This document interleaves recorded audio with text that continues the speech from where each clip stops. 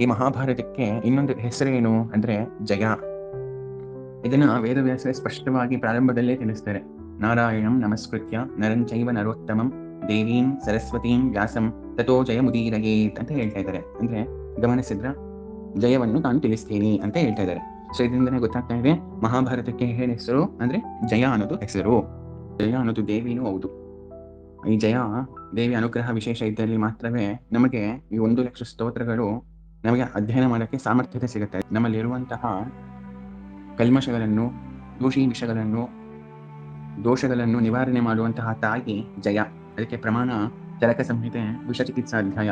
ಅಲ್ಲಿ ಹೇಳ್ತಾರೆ, ಮಮ ಮಾತಾ ಜಯಾನಾಮೇತಿ ಮೇ ಪಿತಾ ಸೋಹಂ ಜಯ ಪುತ್ರೋ ವಿಜಯೋತ್ಥಜಯಾಮಿ ಚ ಅಂತ ಹೇಳ್ತಾರೆ. ಗಮನಿಸಿದ್ರ ಮಂತ್ರ ಪಾರಾಯಣದಿಂದ ಏನಾಗುತ್ತೆ ಅಂದ್ರೆ ನಮ್ಮಲ್ಲಿರುವಂತಹ ವಿಷ ಅರ್ಥಾತ್ ವಿಕಾರಗಳು, ರೋಗಗಳು, ರುಜಿನಗಳು, ದುಃಖಗಳು ಎಂಬುದು ನಾಶ ಆಗತ್ತೆ, ಮತ್ತೆ ಆರೋಗ್ಯವೆಂಬ ವಿಜಯವು ಸಿಗುತ್ತದೆ ಅಂತ ಅರ್ಥ.